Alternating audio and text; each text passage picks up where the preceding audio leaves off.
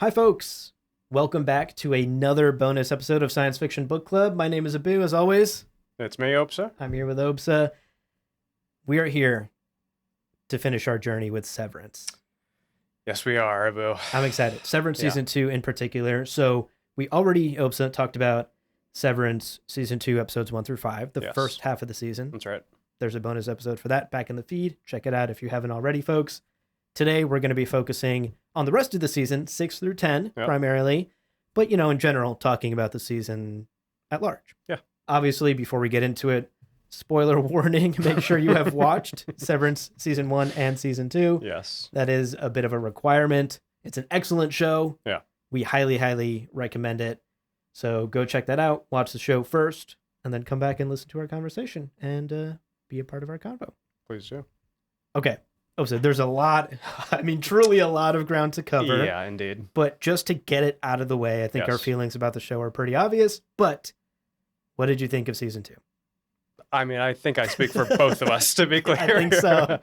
We loved it. Oh my goodness. Yes. Yeah, I called it in, our mid-season commentary, but masterwork in the making, Mhm. masterpiece in the finale. I think we ended with quite a banger. We'll talk about that last episode, but honestly, nearly every episode of the back half here slapped, Yeah. as the kids say. Absolutely. Yeah. You have spoken for me. Yeah. That's exactly how I feel. I truly think this is one of the best TV shows I've watched in years. Yes.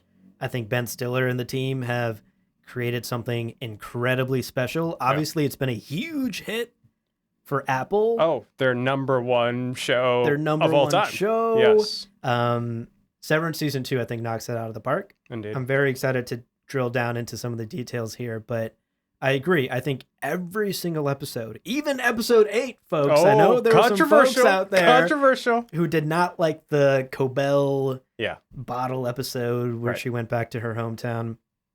I even enjoyed that for its reveals. I understand the criticisms, but I simply was totally drawn in by every single episode, Yeah, I agree.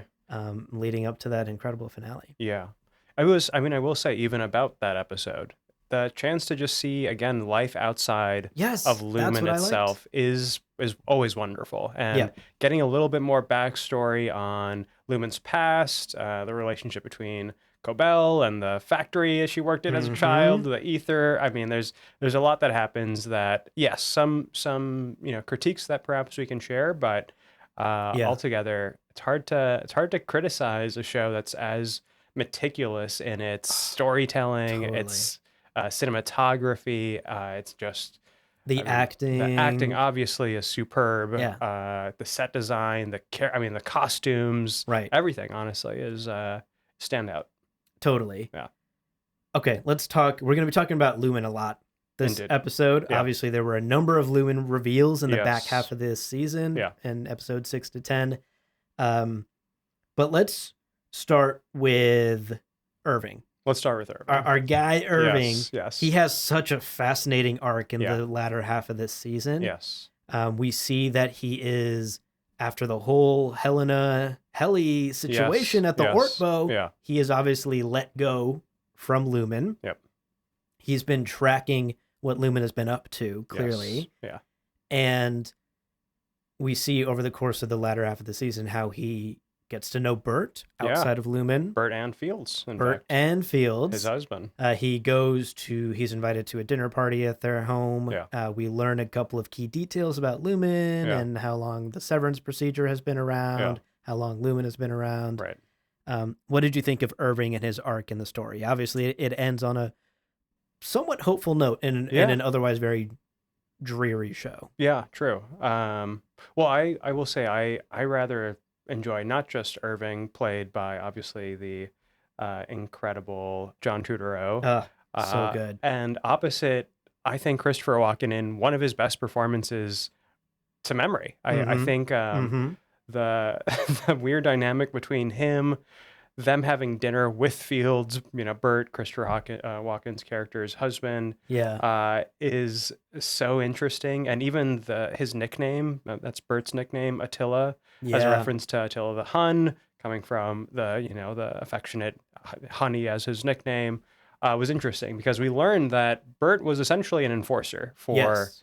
Lumen, and there's something that he's seeking, which is a sort of redemption. Like why he becomes split or severed is to find some sort of redemption for his inner self, his innie. Like Right. as he learned at church, I think it might be possible for innies to go to heaven even if one's outie doesn't.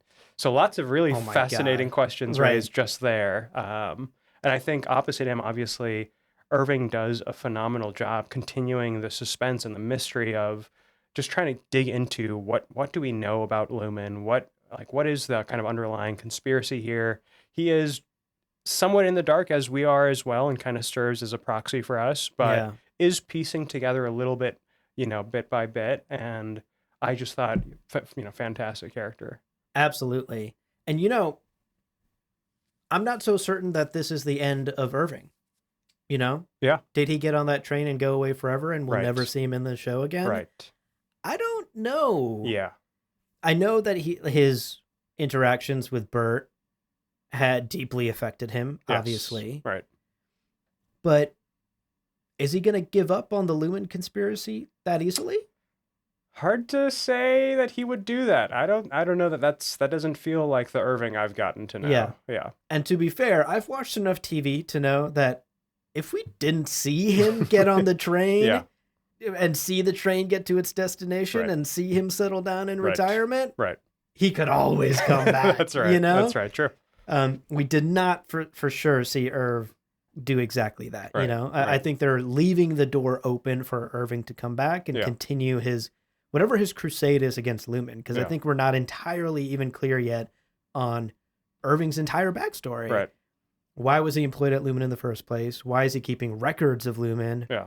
He has paintings of the dark hallway in Right. his home. And how does he have those images in his head? How even? does he have those? Right. And I think there's a lot of questions still remaining about Irving, and I don't think the show would leave it at him just walking off into the sunset, getting on a train and leaving. Right. Right. It is. I mean, definitely painful to see him and Bert unable to essentially live out the love that they Yeah. had found on the inside. And we can see that Audi Irving does want to. He's. Yes. I mean, and I don't know if that's a commentary on whether love transcends the severance process. If that's that's the question. maybe kind of what they're hinting at there, because otherwise there's really no reason for Irving and Bert to have any special attachment to one another. No. So there are some questions raised about the kind of totality of Severance and what seems to transcend or possibly kind of violate the procedure a little bit. Right. I mean, there's that scene earlier in the season where that like big enforcer guy for Lumen, Right. Drummond, yeah, comes to Mark, remember? And he says, we need you to come back to work. Your Right. innie is in love. right. And if you give it enough time, right, you will feel some of the love your innie has now grown to feel. right, Hinting at some sort of bleeding effect. I think we talked about this in our previous Severance chat. Like, is there a bleeding effect? right. I think that was Milchek actually. Oh, Milchek came. Milchek came, Yes, not yes. Drummond. Yeah, right. yeah. Drummond's the guy who pop. Oh yeah. My God, Yes. what a scene though! That Yes. elevator and the gun going off. Yes. I was so shocked. Yes. I like gasped. Audibly. Yeah. You're right. Milchek comes to him and says, "Your innie's in love. Yes. There will be a bleeding effect. You'll start to Totally. feel some of the love. Totally. Your depression will go away." Right. Here with Irving, we're kind of hinted at like, is Irving feeling some of his innie's love, Right. or is it placebo effect? Yeah. Is it just because he knows his innie fell in love with Bert Right. that he thinks Audi can also fall in love with Bert, Right. and right. maybe they should give it a chance? Right. Or is there a deeper connection there, or are those the same thing? Does it not matter? Isn't love all about just giving it a chance anyway? Yeah. So does it matter that whether he did it because of his innie or not? Yeah. Maybe he will fall in love with it. Yeah. I think there's a lot of fascinating questions. I think it also, the same idea of innie Audi bleeding comes into play at the dinner party. Yeah. Because I was told I would go to hell because I'm gay. Yeah. but maybe my innie will go to heaven. Yeah. And that will save my soul? Yeah. Some part of my soul? Right. You know, how are we Right. defining innies and Yeah. heaven and hell? Like Yeah. throwing the idea of religion into Totally. the mix here? Totally. Like that like sent me spiraling. Yeah, I mean the question of, if we have a soul, if we have something more than just our kind of material physical bodies and matter, then how does the severance process relate to that? Yeah. Does it split one's soul? It doesn't seem really possible. If there's Yeah. a separation between spirit and matter, then I don't know how they could interact, but Right. then what does it mean to say become reintegrated? And that's something that we should talk about with regards Oh, to Mark, indeed. the Marks, I should say, and some of the conversations they had around that. But yeah, there's a lot that's kind of raised about the like the unity of one's soul, identity, one's meaning, one's purpose, like all of those things. When it comes to a procedure like this, where you can Ugh. sort of shut things off or split or divide the two. Right. On a kind of a cognitive level in the way that they do in this show. And again, the show continues to ask brilliant questions. Yeah. About the possibilities of that, right? Yeah. Very uncomfortable questions. Very uncomfortable. Yeah. Okay, well, this leads very nicely into our boy Dylan. Yeah, Speaking of I was thinking uncomfortable Dylan, questions yeah. about innies and Yeah, outies. definitely. So Dylan goes on his own journey throughout this Yes. season. It is a journey where I found this really beautiful. Yeah. It's a journey where he chooses a family. Yeah. It's either the outie family, his wife and kids, Yeah. that he is told are his family, but he has Right. no actual connection, like emotional connection to or memory of, or it is his work family, Right. the people he sees day in and for his entire existence, his Right. whole existence is in Yeah. his office. And we see Dylan struggle with that in the start definitely. of the season. He Yeah. rejects his office family Yes. in favor, and Lumen obviously uses this to manipulate him. Yes. He starts meeting with outie Dylan's wife Right. privately. They Yeah. start to build a connection. Yes. They in Um, fact share quite a powerful kiss. A powerful kiss. Is that cheating? Yeah, that's the question. Who knows? Who knows? And I legitimately teared up at the end. Yeah. With Dylan for two things. One, he chose his office family. Yeah. But the reason he chose his office family was because of the absolutely gut-wrenchingly beautiful letter that outie Yeah. Dylan writes him. Yes. Perhaps the only character in the show that has shown any level of sympathy to the innies True. Yeah. is And outie Dylan. yeah, and it's fascinating because that letter opens up with, first of all, fuck you. Which, fair. On brand. Yeah. But, over the course of the letter, as he continues to read, he does, eventually admit to, wanting to grow into the sort of person that his innie self is, oh my and gosh. to live up to the person that his wife fell in love with and has fallen in love with again. Right. And yeah, it's quite touching. And you see, I think that's kind of the moment when Dylan begins to second guess this retirement thing, which he was sort of dead set on when his Audi's wife basically refused to come back. Yeah. And there he is, a badass at the end of the day. Oh And my Innie goodness. Dylan is a badass, and he is kind of a legendary character. And it takes, I think, his Audi self to really kind of underscore that fact for him. And I think I have to believe that it's also his love for his Audi wife as well, that he wants to have hope for Audi Dylan, in fact, growing into the sort of person that Yes, I think you're right. fulfill her needs, essentially. I think you're absolutely right. And consider the other outie innie interactions we've had in this show across both seasons. Yes. In season 1, we had Helena Egan Yes. basically telling Helly Egan to fuck off. Yeah. Right. Right. Yeah. I'm forcing you to be down here, and you Yes. have no choice. Yes. You can't leave. Yeah. You work for me. You work for me. Yeah. Helena Egan calls the innies animals in this in season 2, in the current season. Right. And then, of course, in episode 10, we have like the truly iconic videotape scene good. between Audi and Innie Mark. So good. Where I would argue Audi Mark is an asshole. Yeah. You know, treats his innie not like a person.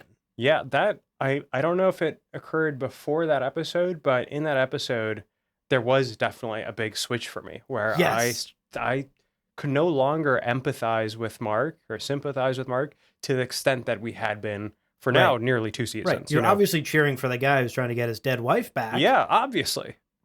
Until yeah, he's kind of a duplicitous mofo. Oh my goodness. And they say it out loud. They say the quiet part out loud. They in fact say, yeah, I mean, of course we're not going to continue reintegration, essentially. The conversation between him and his sister, where it's like, yeah, I mean, Andy Mark is right. We aren't going to be bringing him back, as soon as they succeed, then they move on. They've gotten what they want. Yeah. Oh my goodness. I mean, that's the power and the beauty of this show. Yeah. Is that the show has made us sympathetic to both Innie and Audi Mark's journey. Yeah. And so when they confront each other, we are also torn in two. Totally. We want Audi Mark to get the love of his life back and to get over this grief, to get the beautiful life we're shown in episode 7 with the flashbacks, to have all of that back. Yeah, Jakai Bardo. Yeah. What a truly astounding beautiful episode. Yeah. Like, my God. We want that for Audi Mark. Yes. But then over the course of this show, we spend so much time with Innie Mark. Yeah. We see Innie Mark fall in love. We see Innie Mark sort of self-actualize and find his independence, find his voice, find his rebel, know, his inner rebel, and then fall in love with Ellie. Yeah. And make love to and Ellie. Make love to Helena, in fact. Yeah. So you gotta cheer for him too. Yeah. But that's kind of like the dirty, not even secret, the sort of like dirty question of this show. Yeah. How?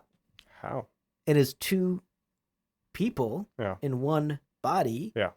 There is no technology that can download Innie Mark into some other body or give him a body. Right. And that raises the question of like bodily autonomy, which I think leads us into Helena. Yes. Helena and Helly. Yeah. Obviously, the first half of the season, the big reveal is that Helena was infiltrating the office. Yes. Irving calls that out. Yeah. And then Helly comes back, and we talked about this last time, but she raises this question of, this is my body. How could she do this to me? Yeah. Who owns this body? Yeah. Who has the autonomy here? And she didn't give consent to Mark to sleep with her, but yeah, it's very complicated. It's very complicated. Yeah. And I think similar questions are raised around Mark. Yeah. Who Innie Mark is like, okay, well, what the fuck? Once we integrate, aren't I mostly going to be you? Exactly. Because you've been you for like 35 years. Yes. I've been me for like 2 years. Yeah. I thought that was such a brilliant question and such a impossible question to answer. Right. And we see Mark struggle to answer that, As would anyone. He basically fumbles the ball, and it's Many times. many times in that conversation. It becomes increasingly obvious that he is just trying He's exploiting his innie. He's exploiting his innie, and he's just trying to persuade his innie to do the quote unquote right thing for him. For him. Yeah. Right? What does Innie get out of Gemma leaving forever and living a loving life with her husband? Yeah. Nothing. Nothing. He has found his own love, as he says in that. What did you think of, let's circle back to, we'll come back to Mark. Obviously, there's so much to talk about with Mark. Yeah. Let's stick with Helly for a second. What did you think of Helly's journey over the course of this season? Yeah, Helly was fascinating. I think it's hard to talk about Helly without talking about Helena as well, because Helly is also wrestling with this. She's wrestling with the fact that Helena, the Audi that gave birth to her effectively, is a kind of despicable person. Ugh. And the fact that Helena was able to mislead Mark to the extent that he was unaware that it was Audi Helena and not in fact any Helly that he had been talking to for days, weeks, we don't know quite how long, raises a lot of questions. It makes you wonder, and it makes her wonder, am I all that different Right. than the person on the outside? Am I just as much capital B bitch, Yeah. And I think just that, I mean, it happens again and again in this show, this question of identity and how you wrestle with it. But I thought it was, I mean, honestly beautiful to see Helly over time kind of assert herself more. And it was interesting to see that Kier Egan, excuse me, Mm, Jamie Egan, Jamie, Jamie this Egan, fucking this guy, weirdo. this guy, at some point kind of came upon Helly, any Helly, and said she's got more the spirit of Kier than any of his other children. Mm, And there's a weird kind of setup there that I think might. I've read some interesting fan theories about what this means for season 3. Perhaps perhaps Jamie recruits her again, but this time in the other direction. He recruits Innie Helly to be a sort of kind of a spy and to serve okay. in the other direction. And perhaps the bait there is offering her and Annie Mark a chance to remain together. Yeah. So it's interesting. I think in many ways she's clearly not outie Helena, Yes. Absolutely not. but it's interesting that Jamie Egan was seeing kind of signs of his Yeah. forefathers' ancestry Right. in this inner character. Yes. It raises the question, does she have the potential to become outie Helena? Like Yeah, what she fears, right? This right. despicable person. Yeah, will she make that turn? If Yeah. that is something that's offered to her, does she take Yeah. that, and of course the upside potentially might be to have things that she wants, and Right. the people the innies, they have wants, they have needs and desires. They're not innocent angels. They're there's, No. as much as we like feel for them, and they are obviously the exploited, you know, much put upon humans that we obviously can relate to as those under the heel of capitalism. That's right. But at the end of the day, people are people are full, and the people are Yeah. have many sides to them, and it's not this kind. There are impurities, Yeah. and if she wants something, does she choose a lesser evil in her mind? A greater one, maybe from the point of view of Helena and Outer Mark and Outer Irving and others, but from her perspective on the inside, what's the Mm-hmm. heroic act here? You Yeah. know? Yeah. And I think you said something interesting. These innies aren't innocent blank canvases. Yeah. They're fully realized human beings with Yes. wants and desires and Yeah. emotions and fears and Totally. love. And that raises to me this very interesting parallel of parenting and children. Yeah. Because you could look at it through the lens of the outies are the parents. They give birth. I think you even use that Yeah. wording. Yeah. They give birth to the innies. Right. And the innies look up to their outies somewhat as gods, right? Like Yes. Gemma tells them, like, your outie is such a kind Right. person. Right. Your outie drives an electric car and Right. it's not a Tesla. You know? Yeah. So they kind of look up to their outies as these like gods almost. Totally. Dylan's entire arc like hinges on his outie recognizing him as a human being, as Yeah. Innie as a human being. Totally. And Helena, much like many of us worries that she will end up like her mom. Yeah. Many of us also worry, Yeah. like, oh my God, am I just my parents? Right. With all of their faults, the things that Yes. I, as a teenager, rebelled against. Yeah. Now that I'm there, like grown up, Yeah. Am I doomed am to I repeat their mistakes? Am I just them? Am I Yeah. just another copy of them? Totally. So I think there's a really interesting like parents and children Yes. analog here Yeah. that's worth considering. Yeah. Especially with Helena, who's like, will I end up like my mom? Will I Yes. become that despicable human Right. being? Right. I think Dylan gets almost the ideal parenting version of it, where he's inspired by his dad, his outie, Yeah. and uses that as the motivation to be, the best version of his any self. Yeah. It's interesting. And then, like, again, speaking of it from the Mark angle, Yeah. Mark, Mark genuinely looked up to Audi Mark to some Right. extent. And even for the most of this season, was dead set on getting Gemma out because Right. it's the right thing to do. Right. Until he's like practically betrayed by his parent. Yeah. His parent like very openly begins to manipulate him. Yeah. And any Mark who's been manipulated his whole life is like, why is my dad doing this to me? Yeah.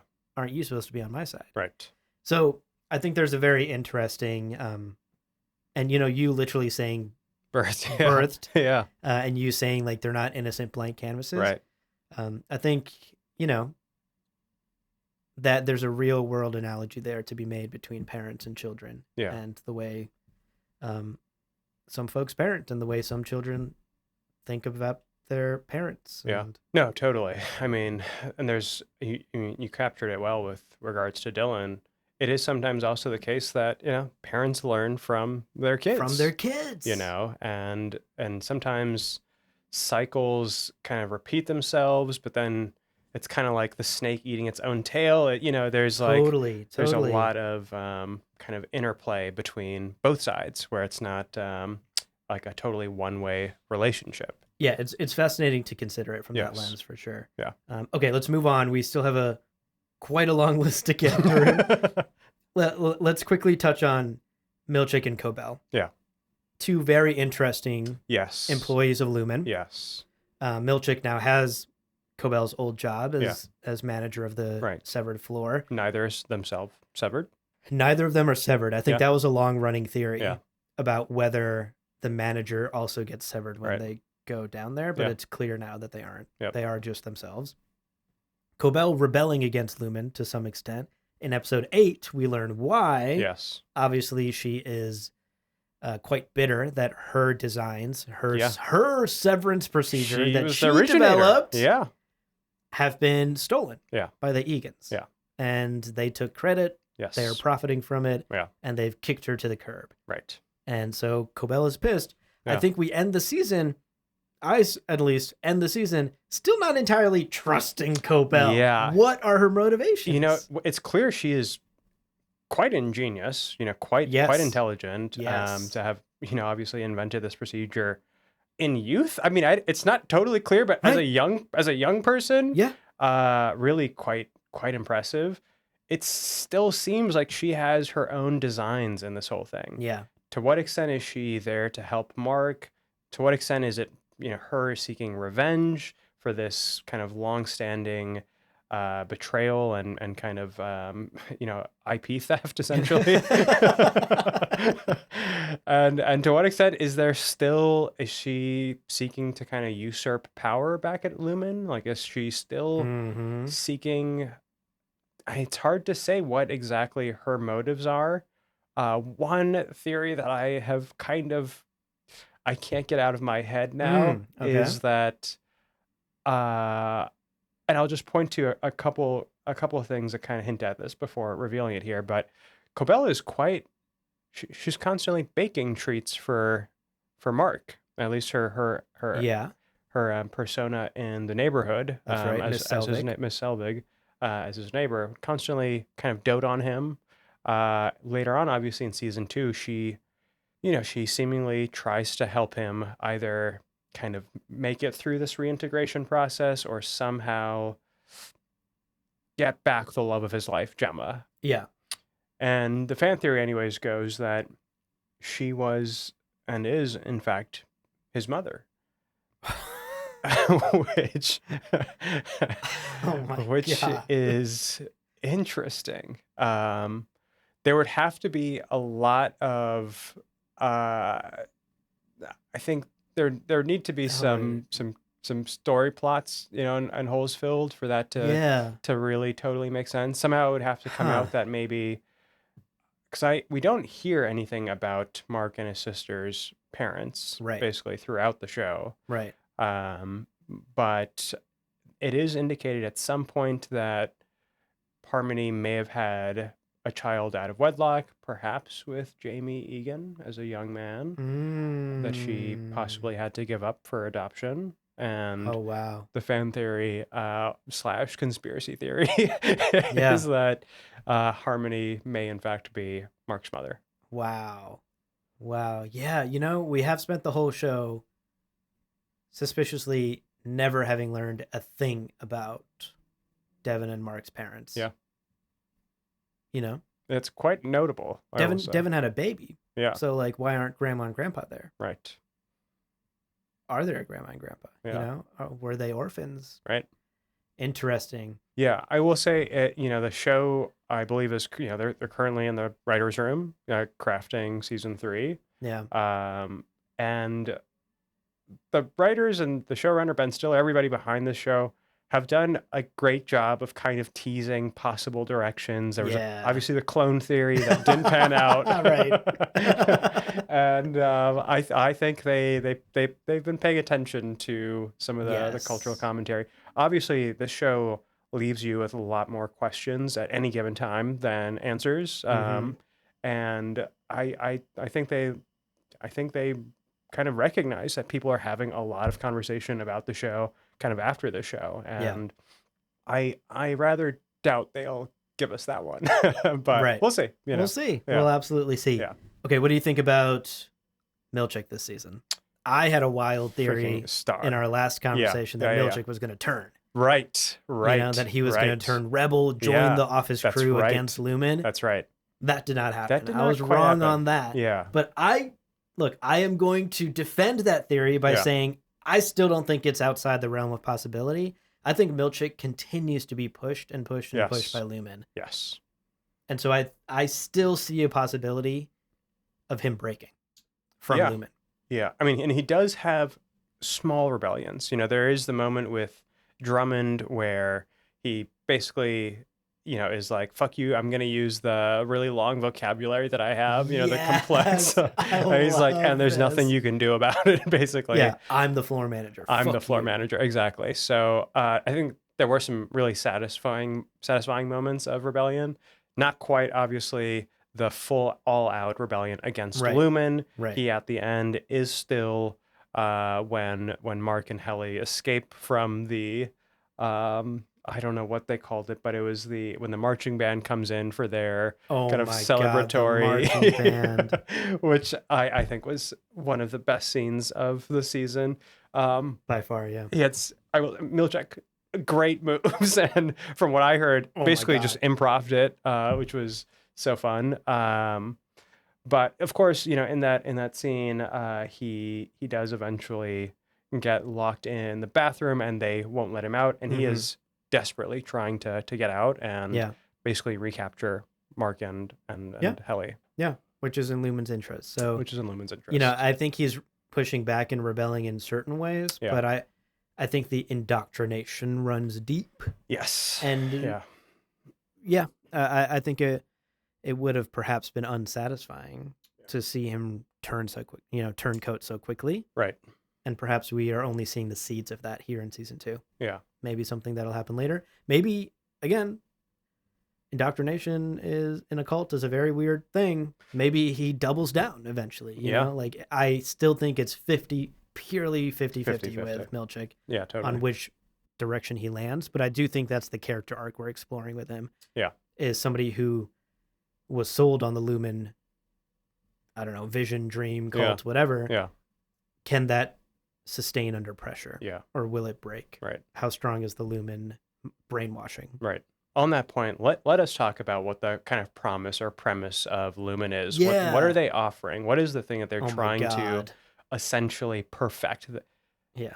And it essentially comes out as it's a kind of quest to end pain and trauma.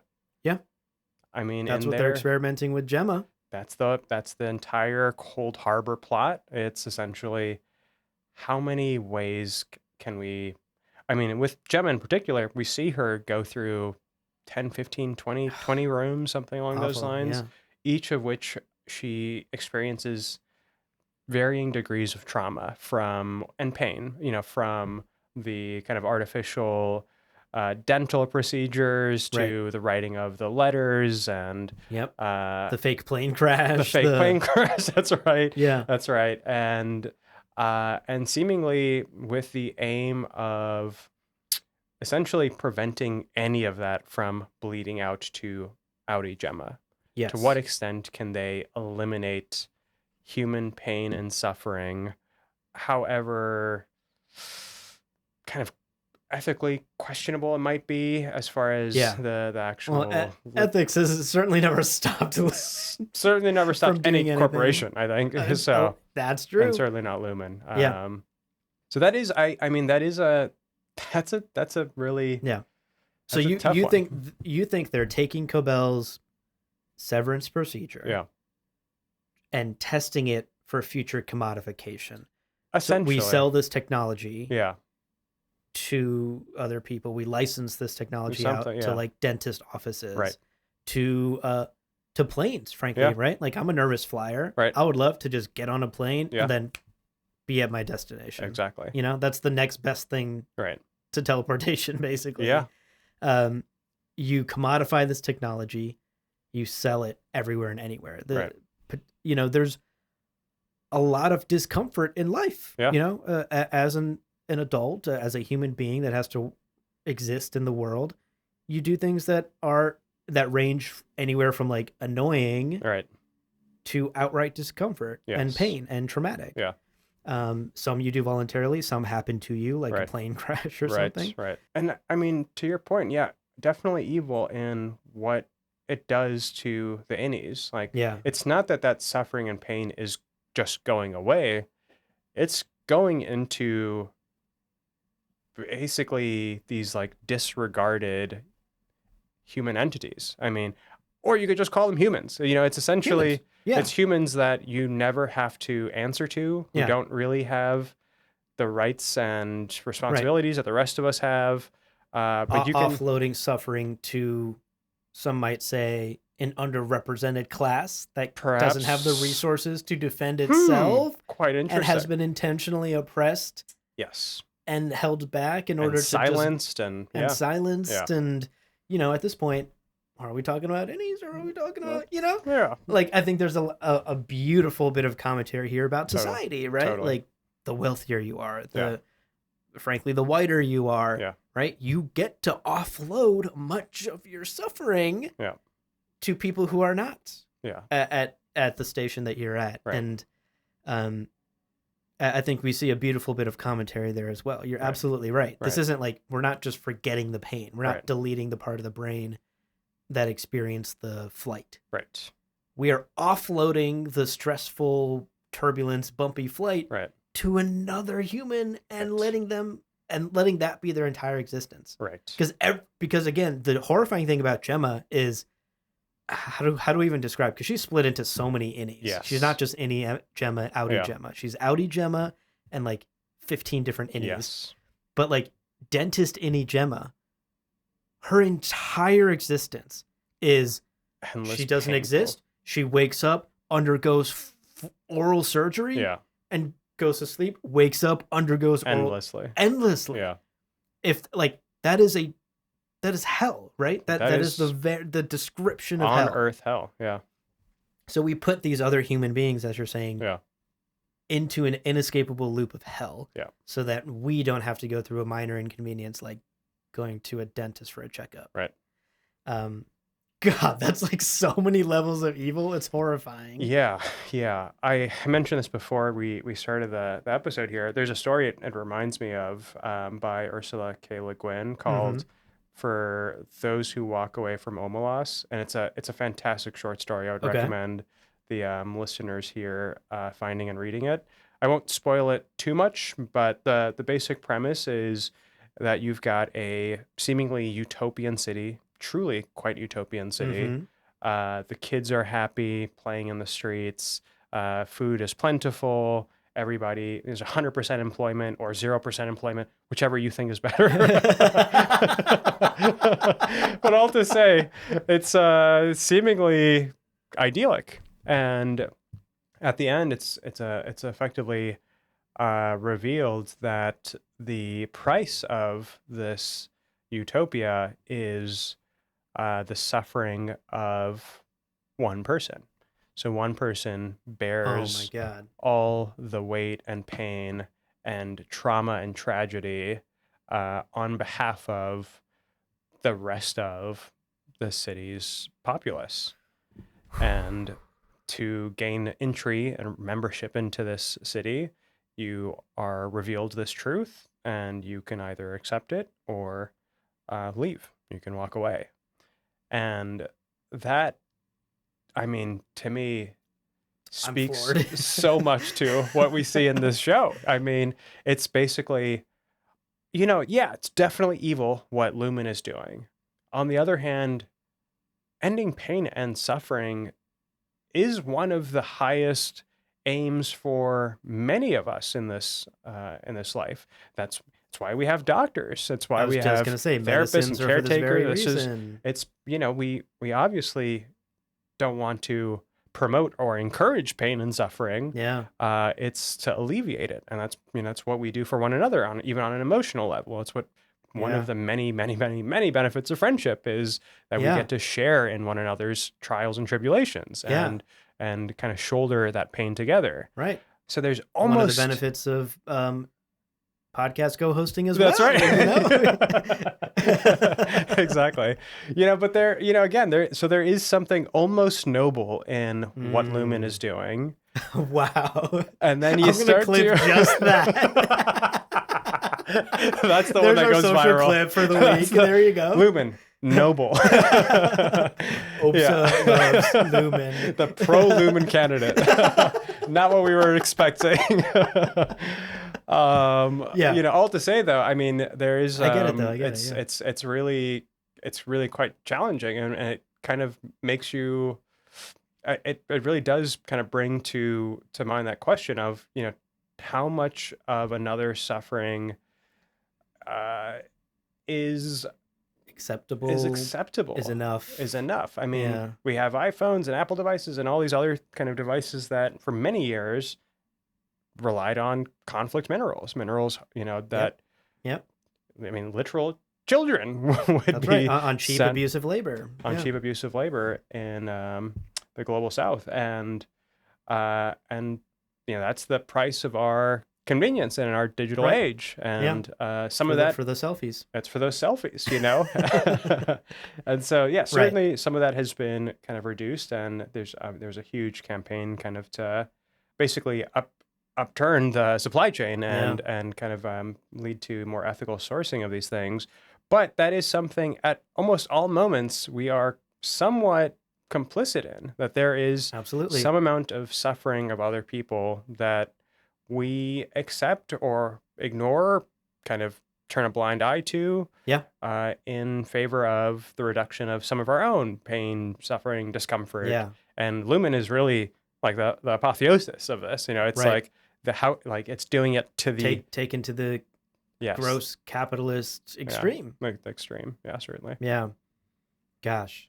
Man, I need to check out that short story. Yeah, it's great. Even the 30-second premise you just explained now, I'm floored. Right.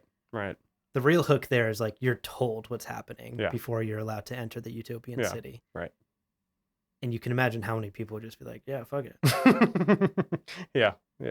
Wow. Because we see that every day.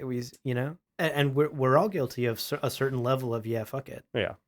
If someone else has to take the burden of my pain. Right. So be it. That's just how life works. Right. That was your roll of the die was worse than mine, bud. Tough luck. Right. Pull yourself up. Buy them bootstraps. This, bootstraps that. Yeah, exactly.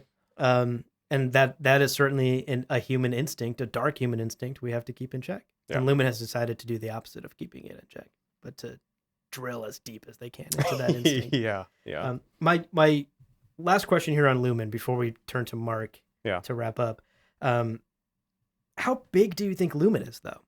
Are we seeing a very insulated company town and lots of company employees and drama with each other? Right.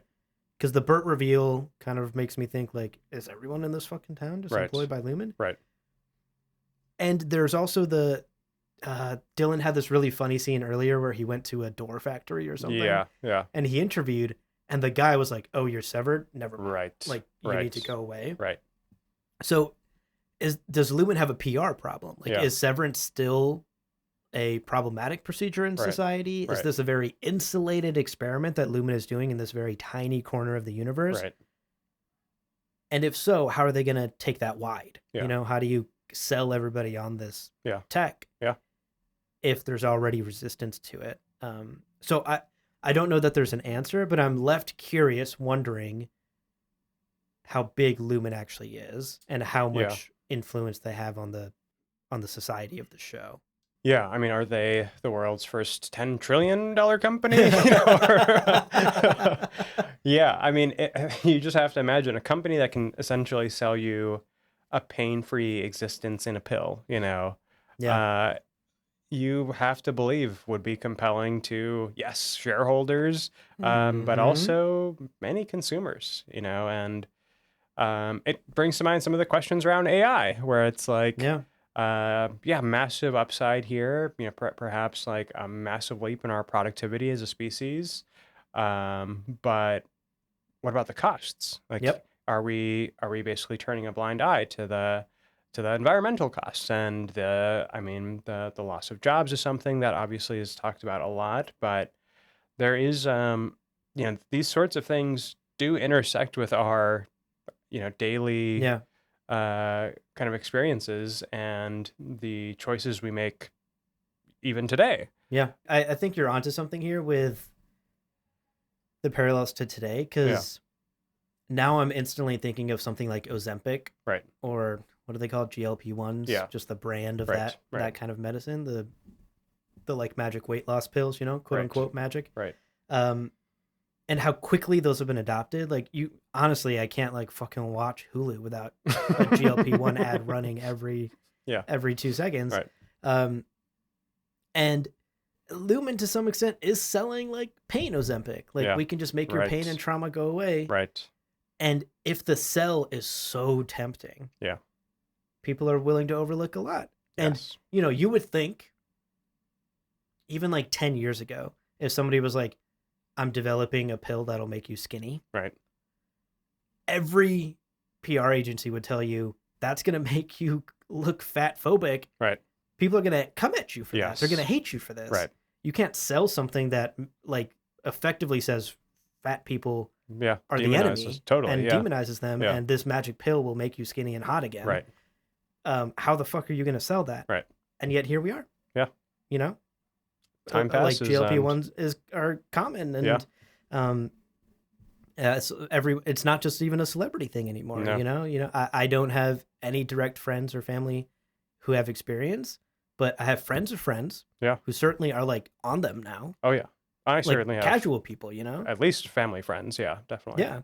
And that adoption and the conversations that has now opened up around fat phobia and body image, and like, if there is a magic pill, like, would we all take it? And have we all been pretending about not fat shaming people, Right. and we'd all secretly in the deepest, darkest Right. parts of our hearts want to be skinny and Right. hot? Right. I think Lumen would present a same, like on a silver platter, would present a Yeah. similar idea to Yeah. everyone, where Yeah. it's like, you know, your therapist might tell you that your life experiences, good and bad, Yes. shape who you are. Yes. But what if they're all good? But what if they're all huh? good? Yeah. No. Totally. And suddenly you're like, fuck what my therapist is saying. Right.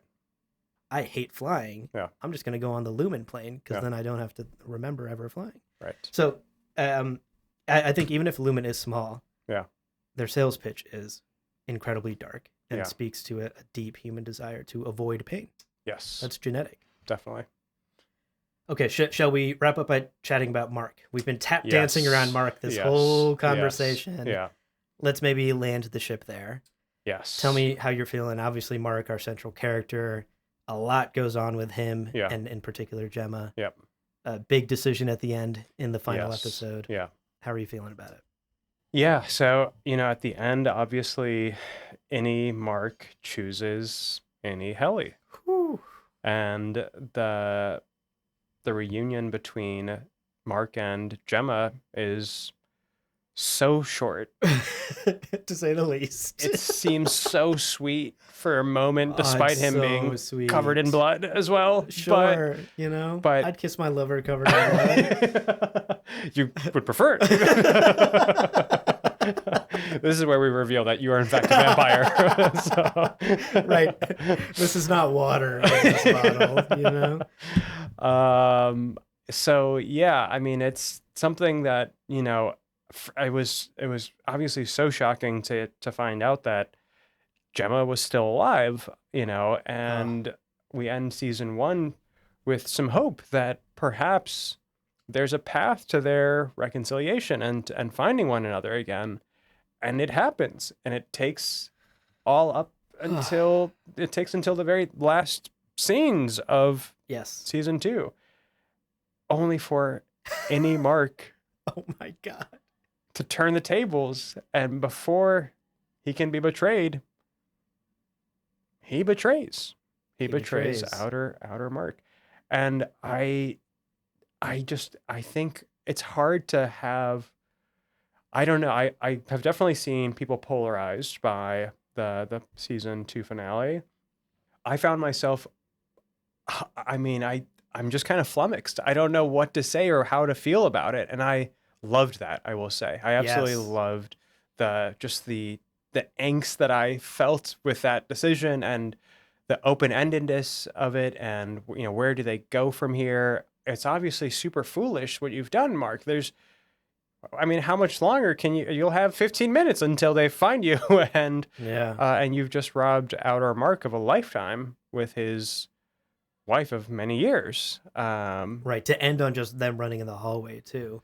Like, yeah. I was so distraught, like Totally. the credits hit and I was like, what? Yeah. This can't be happening. Yeah. Was my genuine reaction to Yeah. because they just run off in the hallway as the alarms are blaring, as Milchick finally gets his way out of the bathroom. Yes. How long is that going to last before they lock down the severed floor and Yeah. capture you guys? And Yeah. I don't know. It ends on which is such a great way to end the show. And I will say, also cheering for him. Yes. It's like it's at the end of the day, he was going to be betrayed by Outie Mark. Oh, and like that. At the end of the day, what he chose is he saw Gemma on the other side of the glass, and he realized, That's not the woman I love. I don't know this woman even. She's not the therapist I was just talking to. She's nobody to me. Yeah. And I think we would all want to choose in our final moments to spend as much time as we could with our loved one. With the people we love. Absolutely. And that rebellion is just tough. That's kind of the magic of the Marks, as a character and this finale.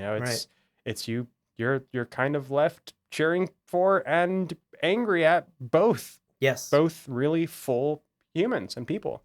And here's the thing that breaks my heart about the finale. Yeah. Imagine a recut of this episode from Gemma's perspective. Yeah. You're trapped. Yes. Doing these fucking weird experiments. Yes. And then from Gemma's perspective, this episode is she goes into a room and then she suddenly wakes up. Yeah. Holding the bloody hand of her husband? Yes. What the fuck? And her husband says, "Come with me, I'm getting you out of here." Yes. Holy shit. Yeah. So of course she does, right?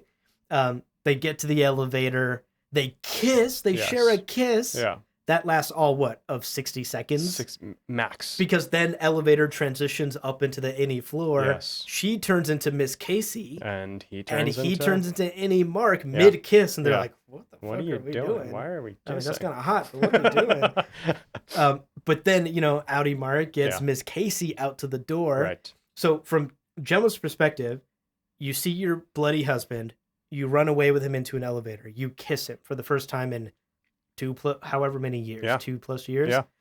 And then you blank out again and you blank up and you're on the other side of a door begging your husband to come back as you're watching him run away. Yes. With Helena Egan, the company that's kept you, that abducted you and has kept you as a lab rat. Yeah, that is such a mind just And again, this is all effort. happening like snap, snap, Yeah. snap, snap. Like her memory is just like, I'm Miss Yes. Casey, I'm me, I'm someone else, I'm me. Yeah. My Oh man, the husband is here. continuity errors you're experiencing. Right. Why am I in a different room? Yeah, it's And you know, it's questionable. There's a lot of Gemma questions we have at the end here, right? How much of Lumen does she understand? How much of Severance does she understand? Right. Presumably she understands the basics. Yeah. How much of, like, obviously she doesn't know anything about Mark. Yeah. Does she escape? Does we she don't escape? actually ever see leave her banging leave on the that building. door. Yeah. Is she gonna escape? Yeah. Here's my thing. Here's a little bit of theory crafting for season 3. Yeah. I would love if season 3 was a Gemma season. She's our main character now. And now instead of husband saving wife, now we're with wife saving husband. I like that. As a season 3. Yeah. Maybe not for the whole season. I think it would be good to a start out with mistake that. to like That'd be cool. make Mark disappear for a whole season or something. Yeah. He's such a central part of the show. Yeah. But I think I could very easily see like the first 2 episodes of season 3 being entirely Gemma's story and Gemma's perspective on the outside. Yeah. Doing something, I guess. I mean, if she goes public, this blows up Lumen. I don't know how you kind of reset the status quo of the show where Lumen continues to do these experiments without some sort of like government oversight. Right. And somehow nobody knows still. Right. I'm not sure how you would handle that. If she even escapes, like maybe she just gets captured again right there at that door. Right. Yeah, and ultimately, even if she does get out, I mean, to what extent will she be believed? Like, can she even tell this narrative of what happened? Is it just I was abducted for 2 years? Yeah, exactly. Like, and it's hard to know, like, to what extent did she have a life as Audi Gemma when she was at Lumen? Yeah. She wasn't obviously always severed. There were times that we saw her in her room and she was herself. What does she think is happening? Is she clearly at some point tries to escape, which totally fails. Right. So there is some clear recognition that she's being held captive against her will. Yeah. But can she tell the story of how she arrived at Lumen? Yeah. What exactly they are doing? Because from her point of view, she is just being told to walk into various rooms and then she's back in the hallway. So from her point of view, she's basically either in her room or in the hallway to a series of rooms. And that's it. That's her whole She existence. has no idea what's happening on the other side of those doors. And I guess on the only other place that she is basically existing is when she's being interrogated about the experiences she cannot remember. She can't remember, right. So it's like, how does your tooth feel? It's like, I don't know, normal? Why would it feel any different? Right. So it is, it is. I would love to see a Gemma arc. Right. Because I have some questions about, like, she chose to do this, right? She, like, signed up for this. Yeah. So legally, can she even go public? Right. If she, like, signed some sort of NDA and Lumen can just, like, legally shut her up? Or how does she even take Lumen down in the court of law if she technically volunteered for all of this and signed the paperwork? Yeah. I mean, I don't know how much she signed up for because at the end of the day, like on the outside, the story is that she died, so Lumen is now harboring, Lumen is out harboring, I mean, they basically kind of kept up the ruse of this dead person, as far as, the appearances and the rest of the world is concerned. Telling her husband that for sure. Yeah. So. Gosh. Yeah. It's curious. Severance at its best, truly. That finale blew me. Everything from Milchick dropping some moves. Yes. To Drummond. To Drummond getting capped in the elevator. Yeah. Honestly. Accidentally too, which was excellent. I mean, amazing. Yeah. Like throughout the show, we're constantly shown that moment of transition in the elevator where they all kind of like right. Twitch. And the camera pans and zoom. But to use that twitch as a literal trigger, a trigger finger. Yes. Because I was watching the elevator scene and I was like, oh my god, he's going to transition and then Audi Mark is going to have to wrestle Drummond. Right. This is going to be crazy. Right. What's going to happen? And then it just twitches. Oh my god. Like absolutely brilliant. Yeah. Amazing finale, amazing show. Yeah. We're getting a season 3. Yes. I could not look forward to it more. We're being promised that it won't take as many years to get season 3 because there was a huge gap between 1 and 2. Yep. Take that with a grain of salt Right. as far as production promises go. Productions are always messy. Yeah. But I, for one, am happy for Apple to continue losing $1 billion a year if they're going to be creating television and art like Severance, like Silo, like many of the other great shows on there. Yeah. What a great show. Lovely to have these conversations, of course, with you, Obssa, on these episodes. What a fun time. And again, we highly recommend it. If you somehow made it an hour into this conversation, listening to us spoil everything, and you're like, should I watch this show? Yes. Yeah. Of course, let us know your thoughts as well. Yeah. Check out the show notes for links to our Patreon and our Discord. That's where our community keeps these wonderful conversations going. Yep. Obviously, we just wrapped up reading Mickey 7 fantastic by Mickey Edward 7. Ashton. Yep. We talked about Mickey 17, the Bong Joon-ho film. Yes. And up next, we're sticking with Apple, honestly. Apple's kind of gotten some hits in there. They're doing it because up next, we're going to be reading Artificial Condition in preparation for the Murderbot TV show on Apple TV Plus, which we're very excited about. Which I'm very much looking forward to. So we will be covering both the book and the show on this podcast. We hope you'll be joining us for all of those very exciting things coming up. Yep. But as for today, thank you so much for hanging out, folks. This was a blast, Obssa. Yeah. And we'll see you all in the next episode.